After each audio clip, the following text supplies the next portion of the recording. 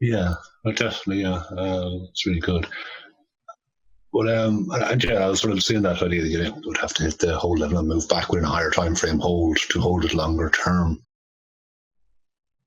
But I suppose, I guess you wouldn't be waiting for that hourly close or anything like that. It wouldn't be like, on the next hourly candle, it can suddenly move up. Would you be looking at, say, the probably 3 minutes, 5 minutes, 15 minutes idea inside that as early indications, or would you be looking at that at all? Or So I think that depends on the time, because a 5 minute candle could be an hourly close. So I think that's greatly dependent on the time. So I think you have to check your timestamps. Same with your 4 hour candles. Same thing. A 4 hour candle could be 2 minutes away from closing, or it could be 3 hours and a half, right? Like, here's an hourly level. Did this ever get hit? Yeah, and it deep dives it, and it goes straight up over it. But what level did it actually go after? Because it sure didn't stop here, right? Like, it sure didn't stop here. What price did it actually go to? It actually goes another $30 down. Probably just went after the 1 minute, like, these moves always do. They go after the greediest 1 minute level. So you've got like this right here. Now, what else do you have? That's tested. You have this right here. That's tested. That's tested. That's tested. That's tested. That's tested. Do you have any untested threes? That's tested. That's not tested. Kind of, as I don't like it. What about 5 minutes? 5 minutes tested there. 5 minutes tested there. There. Backside's tested there. Maybe it does go after this 8,700 level. I didn't think it went that low. 15. Tested. Tested. Tested. 1 minute here. Tested. Tested. So the hell does this thing go after? Maybe it went after trend.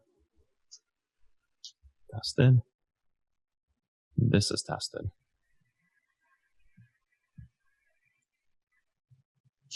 That's tested. That is.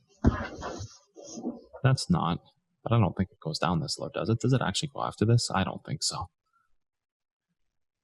There's no way. This is the only untested level, so it gets pretty close. I wonder if it's a trend that it went after. What are we looking at here? This part of the move right here? No, because that created trend. Wait, there was another 4 hour trend that started on May 24th. I forgot about that one. May 24th. Right here.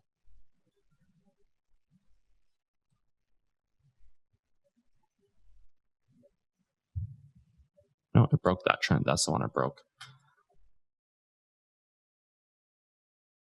So somewhere between those two levels. Anyways, the point being is that you can't deep dive a level like this. And this is exactly what happens, right? Like, this is what I bought yesterday. 88.30. I think the level was 88.38. And then it deep dives down a bit further, right? Get rid of this. I guess it technically would have to be above this. So, we didn't, you could have something in here, but yeah, that would be a different part of the move. Yeah, but same thing, right? Like, you deep dive a level, you close that time frame, and that's it. And that's where you see the collapse of moves, right? Like, that's where you see if a level is sitting there and holding,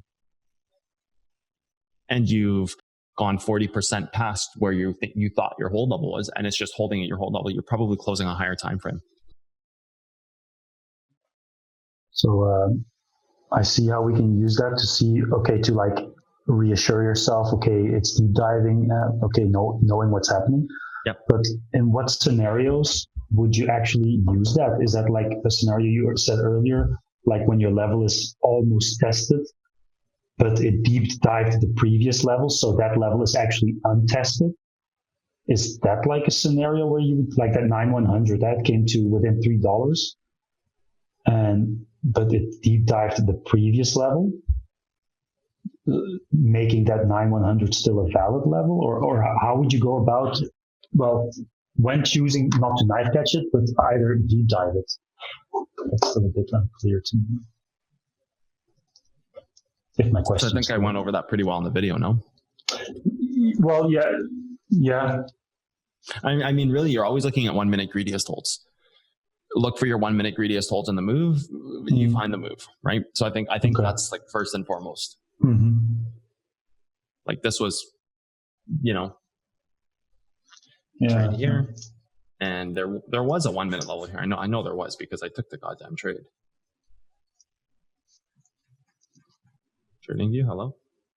It's not that far back. What? Seriously?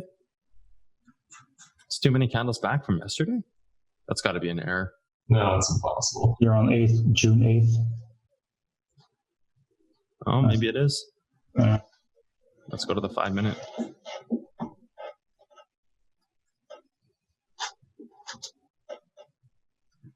I know there's a level here.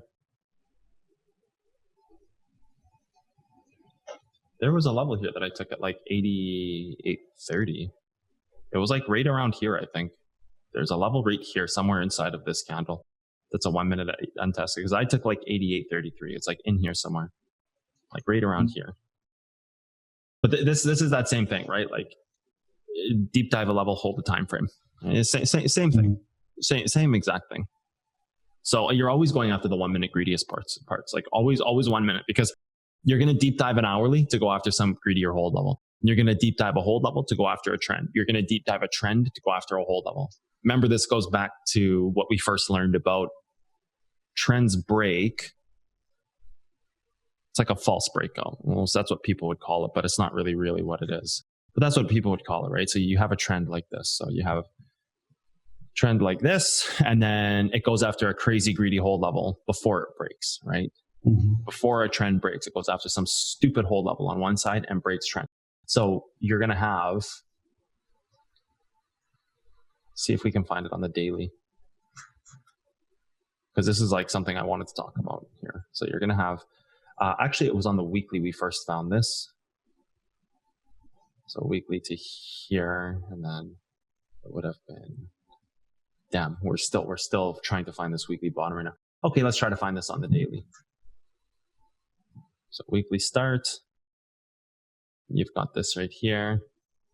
Like right here, here's an example. We're not going to be able to go to the 1 minute here, are we? No, damn it, it's too far back. But here would be an example where you're going to have, go to the 15 minute here. We can.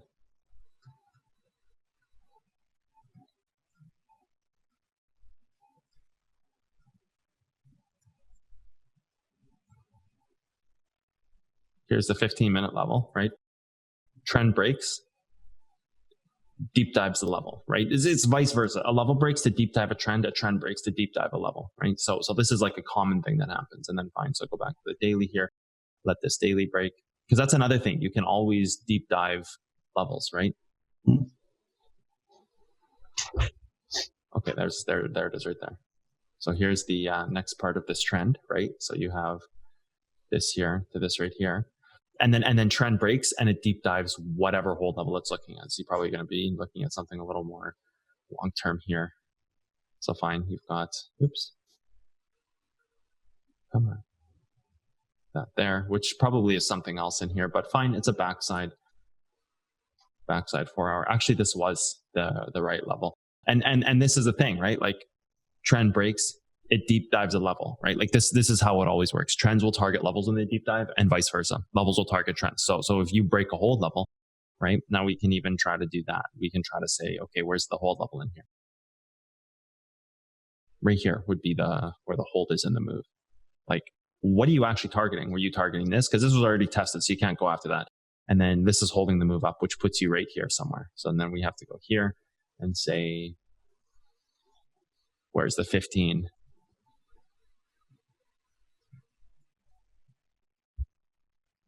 Right, well, that creates the trend, so that's fine. That's let's Control Z that back. Oops, Control Z. Damn it, it's not there. So you're right here, and then you're right here, here. This thing's pretty much tested all the way up, isn't it? So we can actually even go back to right here and see where the 1 minute is. We're definitely not going to be able to see that. I don't know why I'm trying to find the 1 minute. Well, this example is not going to work. It will, but it won't work to the greediest levels. Where was that we were?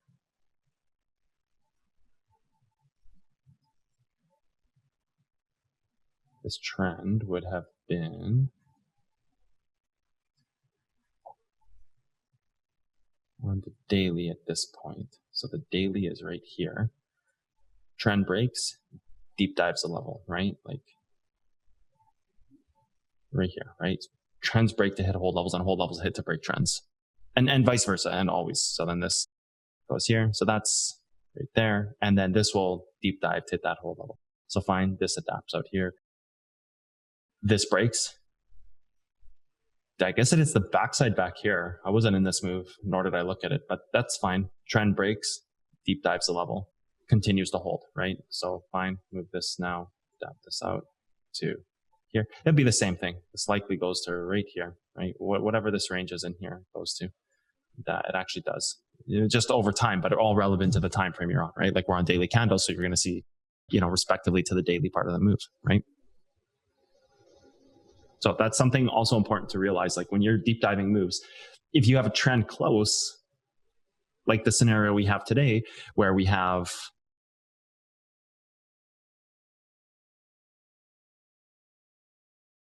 the daily trend, I believe it was at 88.30. So you're going to be like this. Come on. From here to here, right? You've got this trend trying to form, and then you've got your hourly level.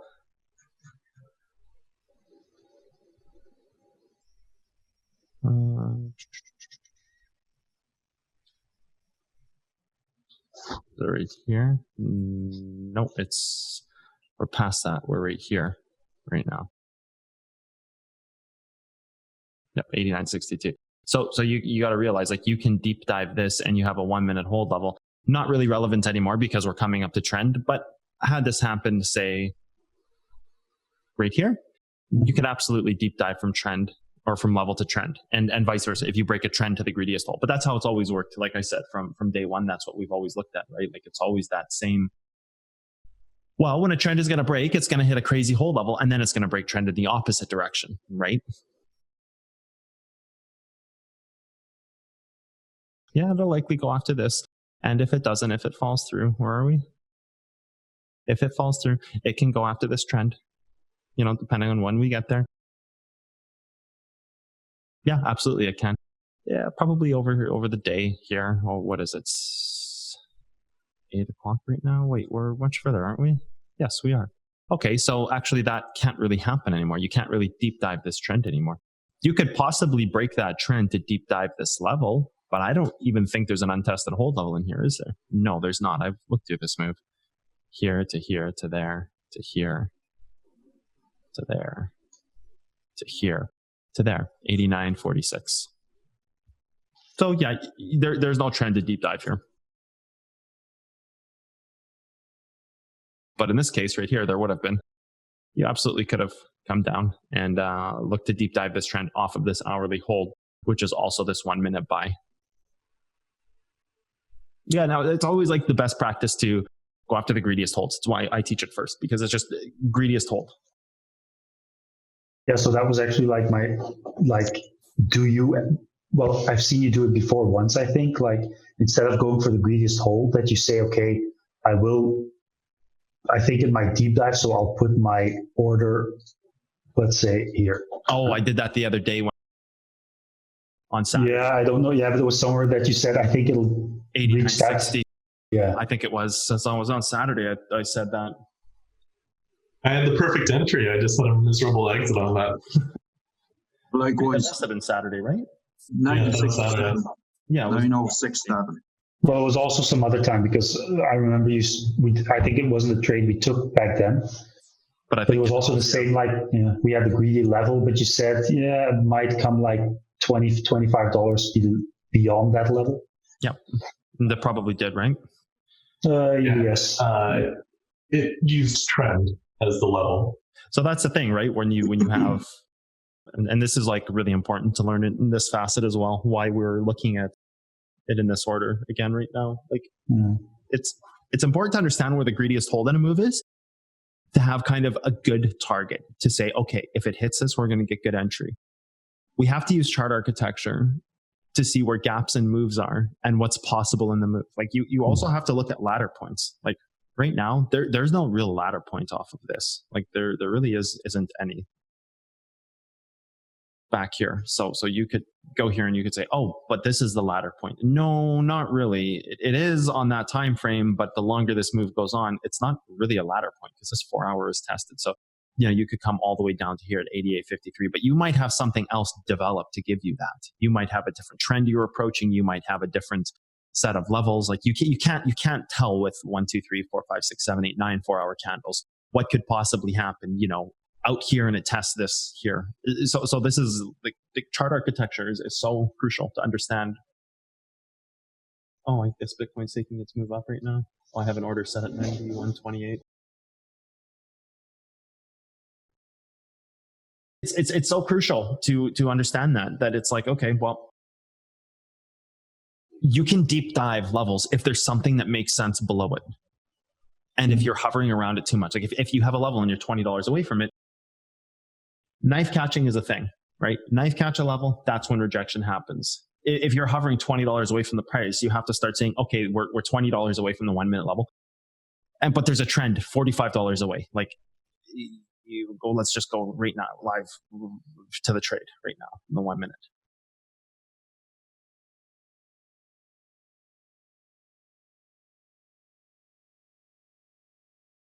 Level rate here, great level. If we start pushing like this and holding here, I'm not taking this level. There's no way. I'll take that level if it goes like this, right? But if we start, it's not going to, like, open contracts are not going to exit short. Well, the level was just hit. My order was missed by like $1. Come on. And there's some of my order filled. There's a level hit. There we go. I'm filled. Hopefully you guys took that trade. Yeah.